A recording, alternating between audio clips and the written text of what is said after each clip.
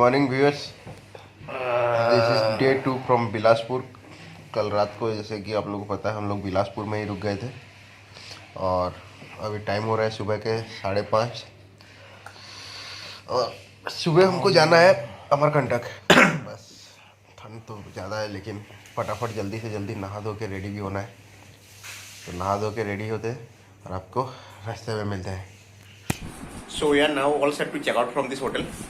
सो अभी टाइम हो रहा है 6:40 और अभी तक तो प्लानिंग के हिसाब से सब कुछ सही चल रहा है क्योंकि हमको सुबह जिस टाइम पे हमको निकलना था उसी टाइम पे लगभग निकल रहे हैं, ज़्यादा लेट नहीं हो रहा है।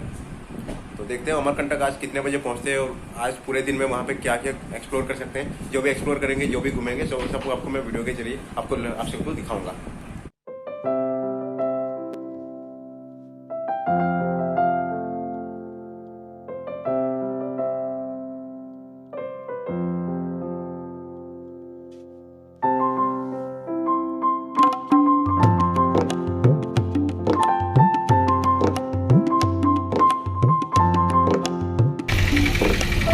मजा लाऊं ये पूरा 1 नंबर।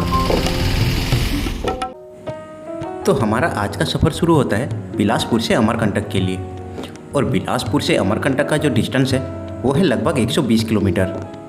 तो हम संबलपुर से बिलासपुर तक कैसे पहुँचे वो जानने के लिए आपको इस ट्रैवल सीरीज का पार्ट 1 देखना होगा। वैसे अमरकंटक जाने के लिए आपके पास बिलासपुर से 2 रास्ते हैं, एक अचानकमार वाइल्ड लाइफ सेंचुरी से होते हुए और दूसरा रतनपुर से होते हुए भी आप अमरकंटक जा सकते हैं। अगर आप चाहते हैं कि आपकी जर्नी कंफर्टेबल हो, आपकी राइड या ड्राइव स्मूथ हो, रोड्स की कंडीशन अच्छी हो, तो आप रतनपुर वाला रूट ले सकते हैं।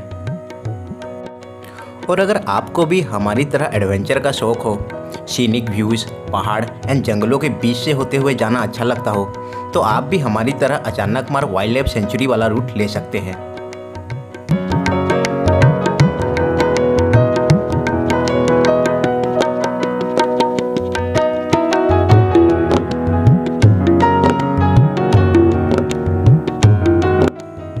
अब यहाँ से शुरू होता है अचानकमार टाइगर रिजर्व। ये इस रूट की पहली चेक पोस्ट है। यहाँ पे आपको आपकी एंट्री करानी पड़ती है एंड परमिट बनानी पड़ती है। फिर आगे रास्ते में जितने भी चेक पोस्ट आएंगे वहाँ आपको ये परमिट शो करना पड़ता है।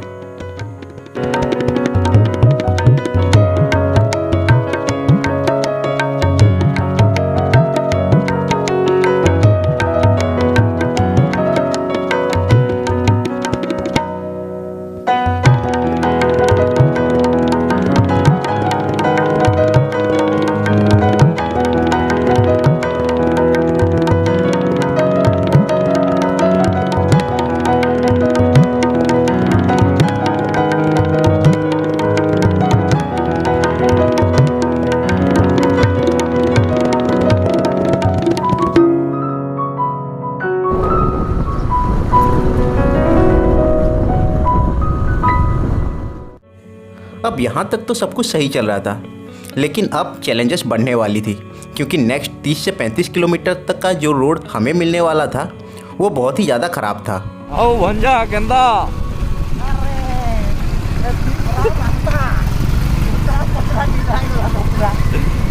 स्कूटी दहली गलानो। रास्ता मुश्किल तो था बट जाना भी हमको ज़रूरी था। फिर क्या था, बैकग्राउंड म्यूज़िक को किया चेंज एंड कंटिन्यू की राइडिंग।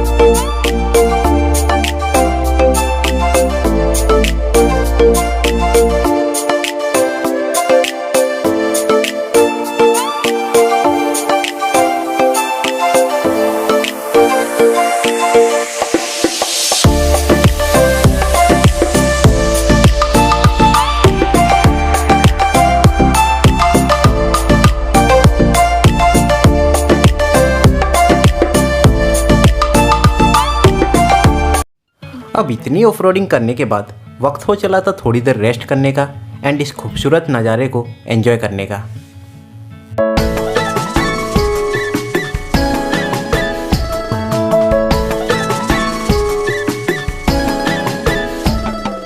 ये खिला है आपकी निगाहों से, फूल भी हो दरमियां तो फासले हुए। देखा एक ख्वाब तो ये सिलसिले हुए, दूर तक निगाह में है गुल खिले हुए। देखा एक ख्वाब तो ये सिलसिले हुए, दूर तक निगाह में है गुल खिले हुए।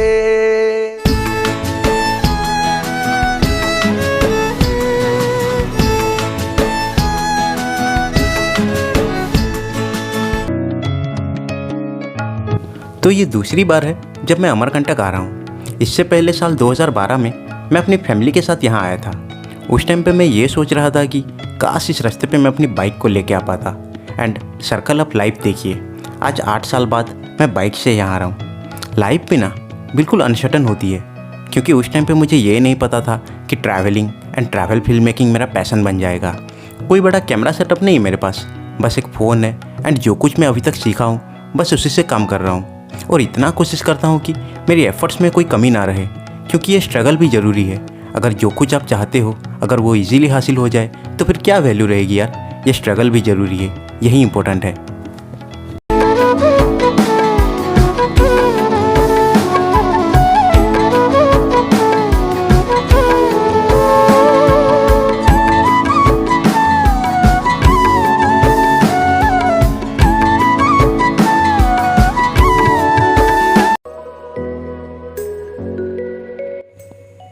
अब फाइनली हम छत्तीसगढ़ स्टेट को क्रॉस करके मध्य प्रदेश में एंटर हुए।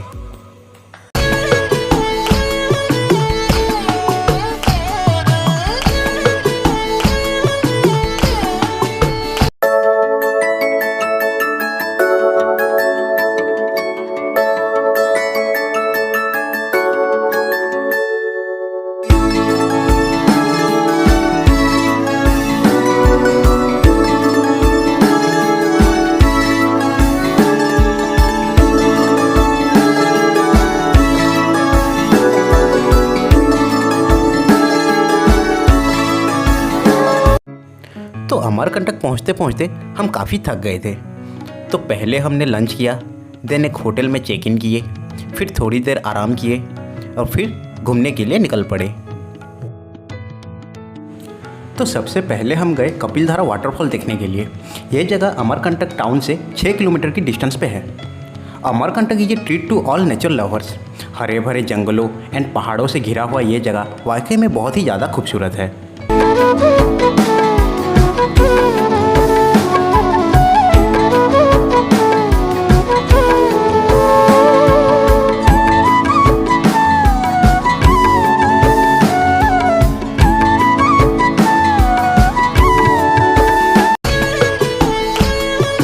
यहाँ पे नर्मदा नदी 100 फीट की हाइट से गिरती हुई एक खूबसूरत सा वाटरफॉल क्रिएट करती है। और इसी के पास में कपिल मुनि का आश्रम होने के कारण इस जगह को कपिलधारा कहते हैं।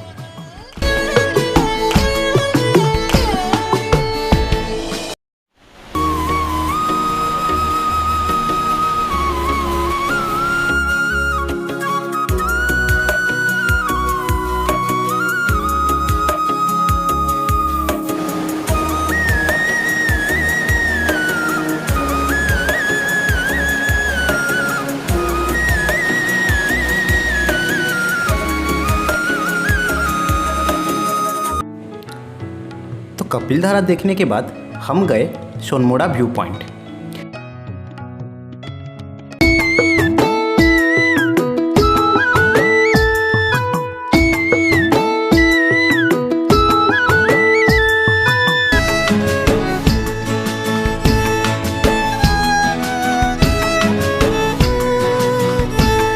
अमरकंटक 3 नदियों का उद्गम स्थल है, नर्मदा, सोन एंड जोजिला। सोन नदी का ये उद्गम स्थल है, इसी वजह से इस जगह को सोनमुड़ा कहते हैं। यहाँ की सनराइज़ काफ़ी ज़्यादा खूबसूरत है, जिसको देखने के लिए कई सारे टूरिस्ट यहाँ पे आते हैं।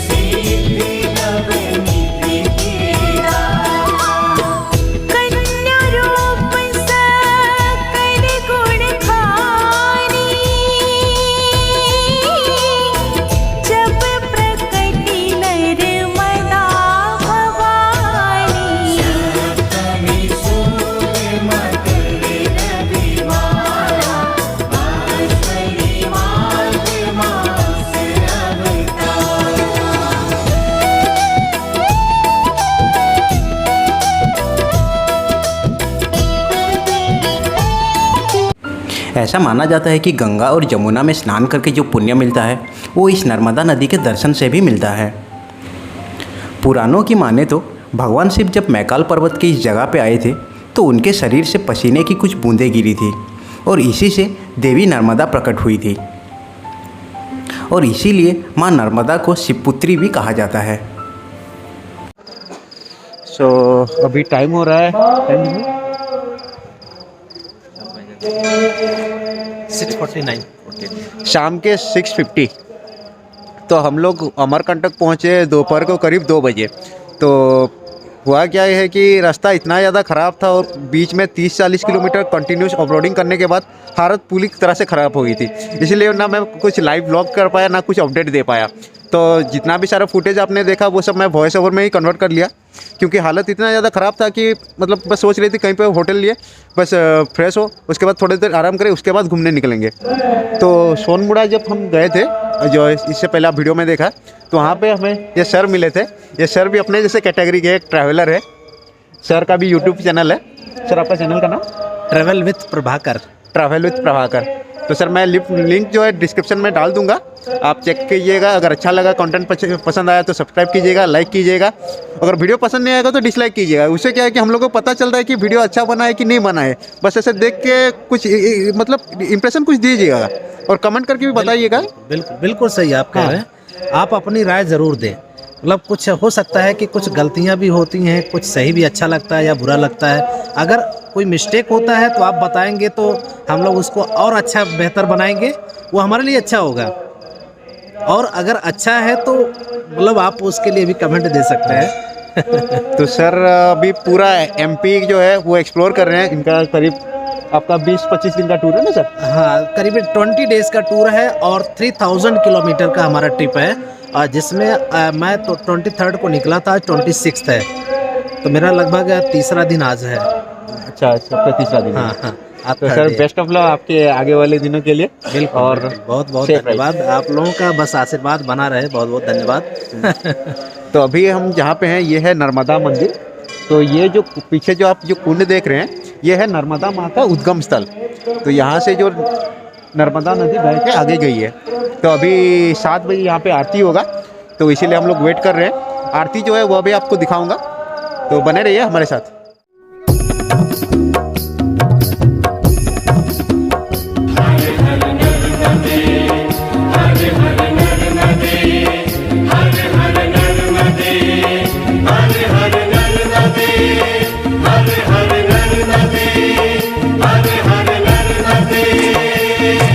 सविन्दु सिन्धु सुस्खल तरंग भंग रंजितम विशत्सु पाप जात जात कारी वारि संयुतम कृतांत दूत काल भूत भीतिहारि वरुमदे त्वदीय पाद पंकजम नमामि देवी नर्मदे। त्वदीय पाद पंकजम नमामि देवी नर्मदे। त्वदीय पाद पंकजम नमामि देवी नर्मदे। त्वदम्बुलीन दीनमीन दिव्य संप्रदायकं कलौमलोक भारहारि सर्वतीर्थनायकं सुमच्छ कच्छ नक्र चक्र चक्रवाक शर्मदे। त्वदीय पाद पंकजं नमामि देवी नर्मदे। त्वदीय पाद पंकजं नमामि देवी नर्मदे। त्वदीय पाद पंकजं नमामि देवी नर्मदे। तो अभी आप लोगों ने नर्मदा आरती देखा। ये नर्मदा मंदिर जो है अमरकंटक की सबसे प्रमुख मतलब पर्यटन केंद्र माना जाता है। ये सबसे मोस्ट अट्रैक्टेड प्लेस है अमरकंटक का।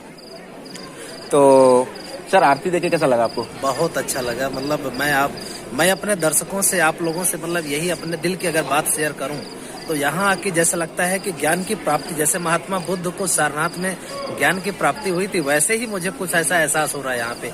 और मतलब अलग सी फीलिंग आ रही है, बहुत शांत सुकून का बिल्कुल दिल को मिल रहा है यहाँ पहुँच करके। तो ये मेरा अपना पर्सनल तो मैं भी एग्री करूंगा, क्योंकि बहुत शांति लगा ना। रिकॉन करना लगा पूरा बहुत बढ़िया। बोलते हैं ना जैसे कि मन में श्रद्धा दिल में भक्ति, उसी टाइप अजिलन तो मुझे लगा सुकून लगा। तो बढ़िया लगा एक्चुअली। अच्छा भी हुआ हम मतलब टाइम पे ऐसा हुआ कि आरती के टाइम पे भी पहुंचे। भगवान का दया हुआ कि हम लोग आरती भी देख लिए। तो आई होप कि आगे का तो कुछ घूमने का प्लान है नहीं, अभी जाके कहीं डिनर करेंगे और होटल जाके सो जाएंगे। कल सुबह का आइटनरी जो है मैं सुबह वाले ब्लॉग में बताऊंगा। तो वीडियो अगर अच्छा लगा हो तो लाइक कर दीजिएगा, अगर अच्छा नहीं लगा तो डिसलाइक कर दीजिएगा, और कमेंट में बताइएगा कि और क्या कुछ इम्प्रूवमेंट होना चाहिए क्या नहीं।